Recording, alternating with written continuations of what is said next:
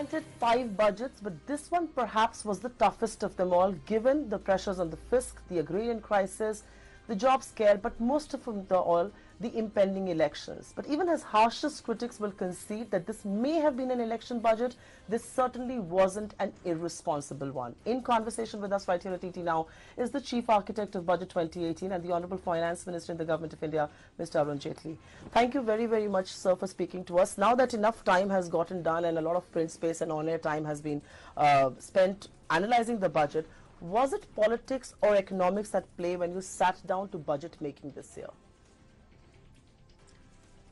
Well, I think if it's sound economics and it addresses those segments of the economy which need the support the maximum, then it can blend itself also with good politics. For instance, today you have the infrastructure sector which is doing well. We need to continue to invest. That keeps the economy moving. That's right. It helps the economy, it helps us in politics. Services are doing reasonably well. We are broadly in the 8% plus category always in services. Of late, manufacturing has somewhat picked up after the slowdown phase is over. Yes. But what was stressed is agriculture. And therefore, there has been across the country an impression that the farmers need more support. And obviously, therefore, it was an economic necessity in this country to support the farming sector. And supporting the farming sector could blend itself with politics also. So I think this is a case where economics and politics reconcile with each other. So that's perhaps why people are tempted to say this is an election budget, because obviously there is a thrust on the agrarian resolution. Many people believe it was shaped by the Gujarat verdict. Was it? Well, let's first of all be very clear. We won the election in Gujarat. Even in the rural areas, out of the 4 areas in Gujarat, South Gujarat, Central Gujarat and North Gujarat, we led in the rural areas. It's only in Saurashtra, in the rural areas, that we trailed. And the Saurashtra problem was a combination of several factors. You see, Saurashtra was originally an area where there was no water. It was during Mr. Modi's tenure as Chief Minister that the Narmada water was taken.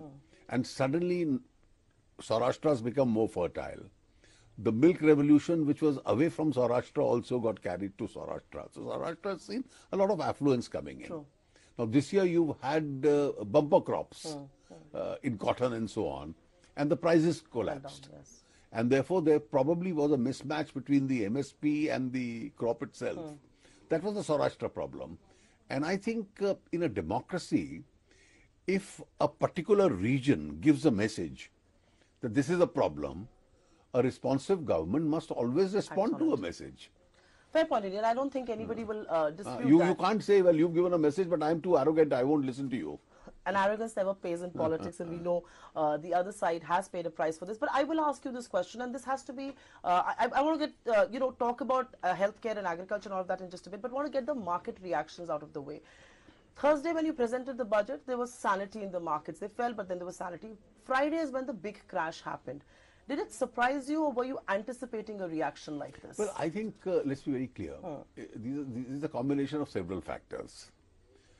When you impose even a 10% long-term capital gain, that's right, yes. I grandfathered whatever was the existing protection. Most people were expecting this to come sooner or later. True. And expecting this to come, I think there would always be some reaction in the market, because some people may try and book whatever is their profit, because future profits are going to be now subjected to capital gains itself. So something was bound to happen. Also, let's not forget that on Friday, there was also a kind of a crash going on in the global markets, which emanated from all Asian markets. So all over Asia, there was a crisis, and it spread to the world. And therefore, it was a combination of our capital gains along with the global impact that was taking place itself. Thirdly, I am told there was some erroneous rumor which was being spread that the grandfathering facility is not available to foreign financial institutions, which is actually incorrect. And I had clarified that we didn't have any of this in mind. It's uniformly applicable to all. So you have taken the tough call, and I think the Prime Minister also set the stage for it when he said everybody needs to contribute to nation building and taxation. You've taken the tough call of imposing long-term capital gains tax. Many people believe you've done it in a non-disruptive sort of a way. But I want to ask you this question. Having taken the call, what is your assessment of the revenues that will accrue from there? And are you assuming here that the market participants' behavior will continue to be the same? Because many people believe investments were happening because there was an incentive of no LTCG. You see, let's be very clear. There are stages in an economy where you go out of the way and offer incentives for people to come and invest. Even if some of them may actually be a little discriminatory kind of incentives. For instance, let's see, there was a period in the 1990s when we needed foreign exchange. We were encouraging the Mauritius route, the Cyprus route, the Singapore route. That's right. Even if it was round tripping of our own money which was coming back. So it wasn't really genuine foreign investment. A large part of it was round tripping, and we knew it, and we decided to look the other way. Now, there was a time in 2015-16 where I felt confident about the Indian economy, and we were being told the moment you rewrite those treaties, money will stop flowing in. Money will stop flowing in. Nothing of the kind happened. I remember an editorial in 1998 written by an eminent columnist who said India won't see a single dollar coming in after the nuclear test. And finally, when we calculated the total impact of the nuclear tests, it turned out to be some 500 million worth of investment, which adversely suffered, which stopped. Everything else went on usual. The world reconciles. Ultimately, the world recognizes the size of India, the fact that we have a sound economy, the fact that we have the fastest growing economy. So how well our companies are doing, how well our economies are doing, what are the kind of returns the Indian markets are going to offer, all this will decide in the long run the kind of investment. Markets moving up and down for a couple of days, I think is something which we've now learned to live with. But one of the things that people are talking about, and I just want to finish these questions on markets, is that while you have introduced LTCG in a non-disruptive sort of way, you've offered grandfathering, why have you not done away with the STT? Does it need to coexist? Well, I think these are questions which can arise, but then they... are you open to a review? I'm not saying that. At present it remains, and therefore I don't want to give any cause for any speculation. Even when the short-term capital gains was there, the STT existed with that. But sir, the other concern is that while you've taken a call, and you're right, that there comes an age in the economy when you've got to take these calls to tax things that weren't taxed before, and you've got to undo some of what was done in the past. Is it fair to assume that you have perhaps taken the first step to bringing equities and taxation there at par with other instruments? Are we perhaps seeing the first signs of a larger step that you're intending to take? There are people who speak in terms of all asset classes being treated at par, because if you have one asset class which is preferred one, then you find correspondingly investment into the other areas, whether it's manufacturing or it's property, real estate, not adequately taking place. But I don't want to add to any market speculation, because I would like to see the market stabilize.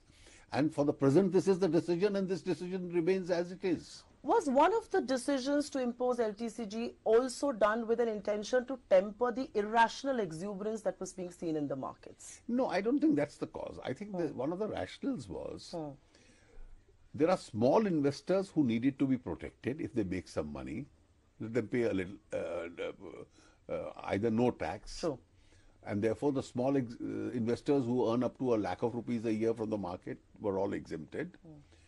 And the others, we found that the investors, whether domestic or international, were very large, wealthy people.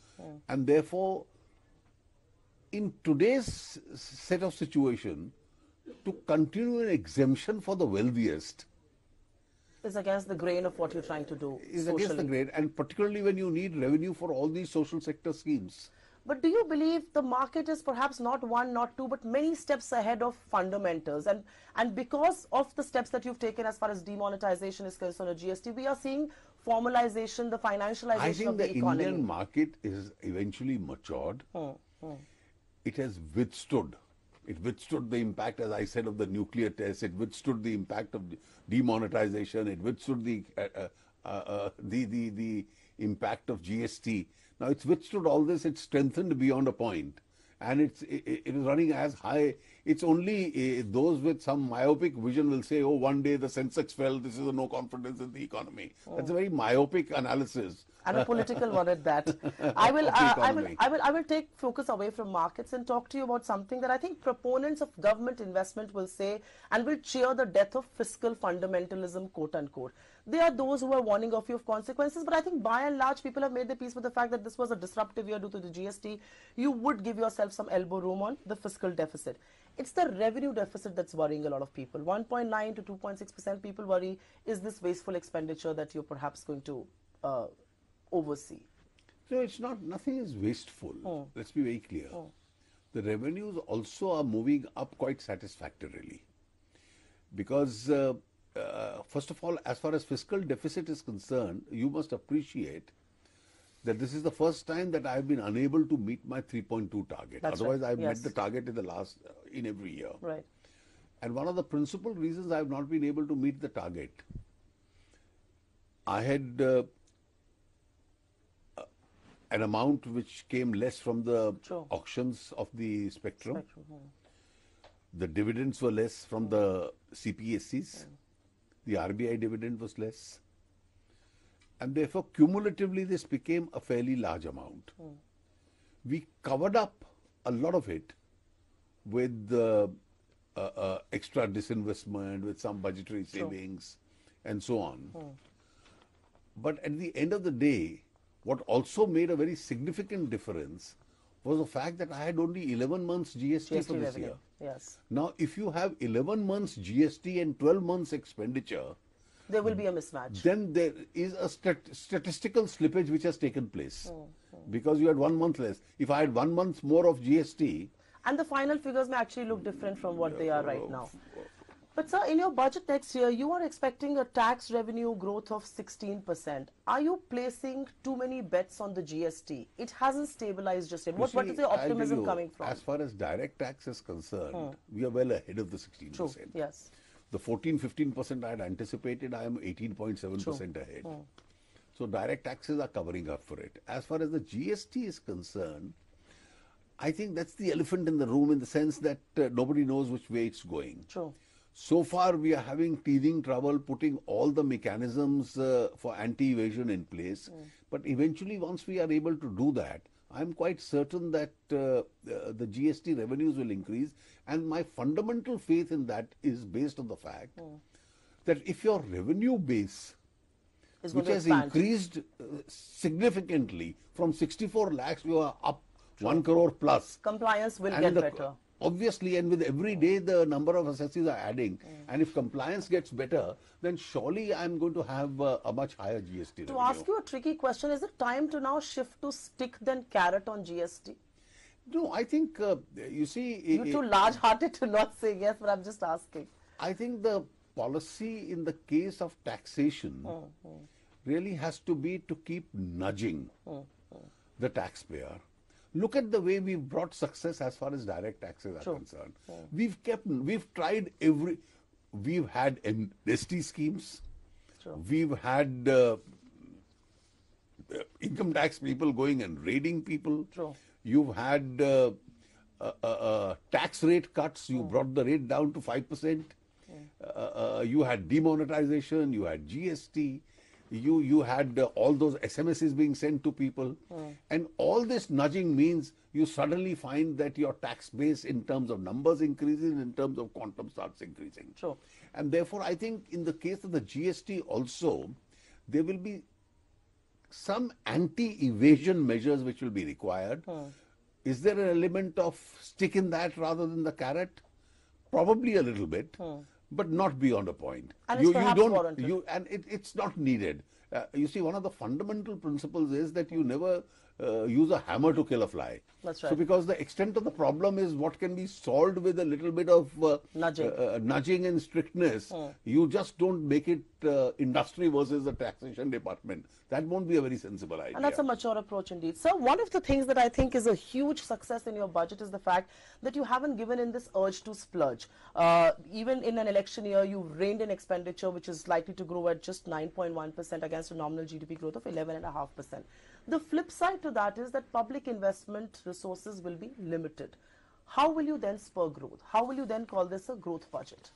You see, growth in the last few years has come substantially from budgetary resources itself. Yes. Therefore, now you have to also defend besides budget. Now that the economy is moving, you have to depend on budgetary resources, you have to depend on extra budgetary resources. You have to now also see private sector investment picking up because credit has started picking up. And therefore, I do see a lot of private sector investment now picking up. And that will be an engine of growth as well. So one of the things that the economic survey talks about, and the budget also refers to that, is the higher crude oil prices. You have leveraged a low price regime in the past, and you've tried to keep the fiscal balance by leveraging that. How do you intend to deal with crude that's rising? And just to put it in perspective, it's gone up by 40% in the last 6 months. You see, it depends on what the range is. If it remains in the current range, and I yesterday said that we are almost on the outer verge of the range itself, is something which we can still absorb and take. But if it pierces through that, then of course the impact on the economy is going to be more difficult. Your predecessor, I want to move to the mainstay of the budget, which is the healthcare scheme. And congratulations on getting something like that, because as people who've spent times in hospitals, this was much warranted. Your predecessor, Mr. Chidambaram, has called the healthcare scheme a kite being flown without the string, because an ambitious scheme like that cannot not have the required allocations. You're starting with 2,000 crore rupee worth of allocation. Politics set aside, how much do you realistically believe a scheme like that this requires? Scheme which was envisaged by the Niti Aayog, today we have a statement from the public health experts in the Niti Aayog that they anticipate at least 8 to 10,000 crores of expenditure. And I have said in my budget speech that in the course of the year, whatever extra expenditure is required, we are going to give. The Niti Aayog has also said it will require a premium of 1,000 to 1,200 rupees for a 5 lakh coverage. Are you being too, is the assessment too conservative? I think let them work, because once the volumes increase, the per capita expenditure comes down. And therefore, you see, everybody doesn't need hospitalization. There are more healthy people than sick people in a system. And therefore, it's only in the extreme cases that people use hospitalization. And therefore, I think a scheme like this, we'll have to see what the insurance companies charge. There'll be competition between the insurance companies. And we'll eventually we'll know what the final rate is. So volumes and competition should take care of the premiums there. I want to talk to you about the agrarian resolution that you spoke about, and I think most people have cheered the fact that you've read the message and you've acted upon this. The MSP increase on the Kharif crop, cost plus 50%. A lot of critics say that this will disincentivize production at a lower cost, will hamper inefficiency. I know a politician and you will not agree with this. Well, you see, a contrarian argument is always available for any viewpoint. The question is, let us look at the plight of the farmer itself. Today, his input costs have gone up. His profitability is very marginal. His quality of life is extremely modest, if not poor. And if to do away with these inequalities in society, do we have to improve the quality of life or not? Where is the extra GDP in India going to come from? It's going to come from people who don't work. Women working is going to be higher GDP. Eastern parts of India contributing is higher GDP. India's agriculture and rural India contributing more is going to be higher GDP. And if the purchasing power of the Indian farm sector increases, it's not only the farmer's income, it's going to have a spiral effect on all other segments of the economy. And there cannot be this absolute economic principles being applied to the pain that one is seeing on Indian farms. But do you fear this will be inflationary? You have a higher food subsidy burden at 1.69 lakh crore. Well, we have a higher food subsidy burden, but the impact of the inflation on this, experts tell me, if at all, is going to be marginal. I will ask you a question on your divestment figures. You've obviously overshot them, and this is the first time in history that a government has done so. Some people will say it's the ONGC, HPCL kind of a deal. When you could do 1 lakh crore this year, why are you being conservative at 80,000 crore rupees next year? No, even this year the target was only 72,000. Yes. And therefore, towards the end, we expedited it for the reason that we wanted to cover up for the shortfall in the non-tax revenues itself this year. And I think the department deserves to be congratulated, the officers concerned. They did a very fine job for this. Have you taken baby steps towards what many people have criticized you for, which is labor reforms? You know, many people say labor reforms are not being done. Have you taken baby steps? Because rolling out the fixed term contractual jobs across industry segments has got a huge thumbs up from a lot of experts. Are you going to concede that you've taken that into cognizance and moved on that? You're right, it's a baby step, it's a small step. I do believe that we must look at the Indian trade union movement. India's trade union movement is not a destructive movement. And therefore, it's not a movement which is indulging day in and day out and layout strikes and bunds and so on. True. There used to be a phenomenon in the 1960s and 70s which is over. By and large, Indian trade unions are willing to sit across the table and sort issues out. And this is across the spectrum's trade unions.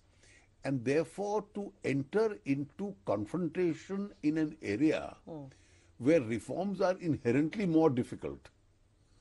And I think, therefore, it's equally important that we carry the whole system with us. There is always a time and a place for every reform. But a baby step nonetheless.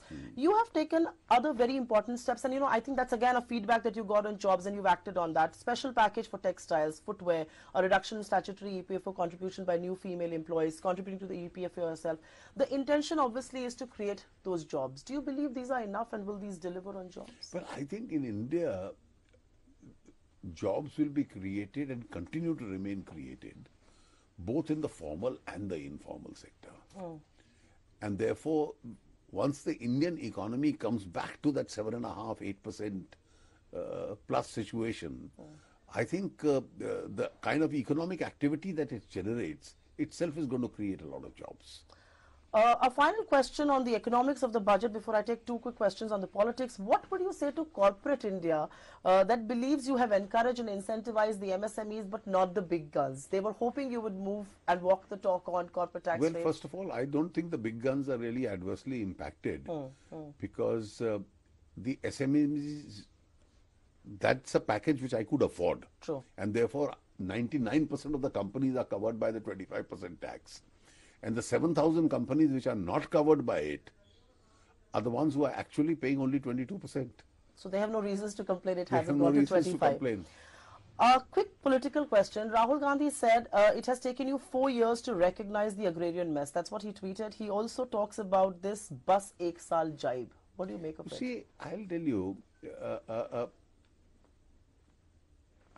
this bravery on the Twitter, or Twitter Bahadurs as I call it, is a new generation of politics which is picked up.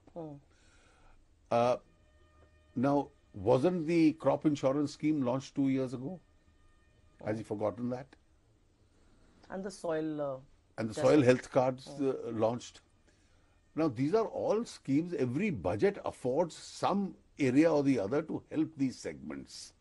I'm sure every budget in the Congress government also must have made a modest effort itself, whether it had an impact or not. And therefore, this budget, we took a major step. I think the Congress apparently is a little nervous about this step. They see the political fallout of this step. There are reports of your allies being miffed. The Sena wants to be in the government but wants to act like an opposition. Now the Akali and the TDP are raising a few voices there. There is criticism that you're taking your allies for granted. No, I don't think so. I don't think there's any problem with the Akalis at all.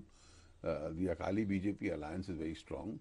The TDP has always has an issue because of the Andhra Pradesh Reorganization Act.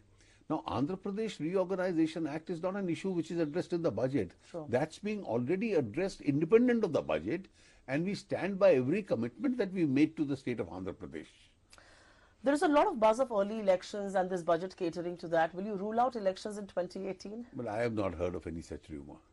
Mr. Jaitley, will you concede that given the track record, the 5 budgets that you've presented, this was the toughest of them all? Well, it was difficult because one had to blend fiscal prudence with the economic requirements of the economy itself.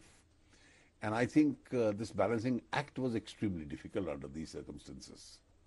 Finally, is India's finance minister getting a good night's sleep after presenting budget 2018? No, I always sleep well. Thank you very much for speaking to us. It's a pleasure talking to you.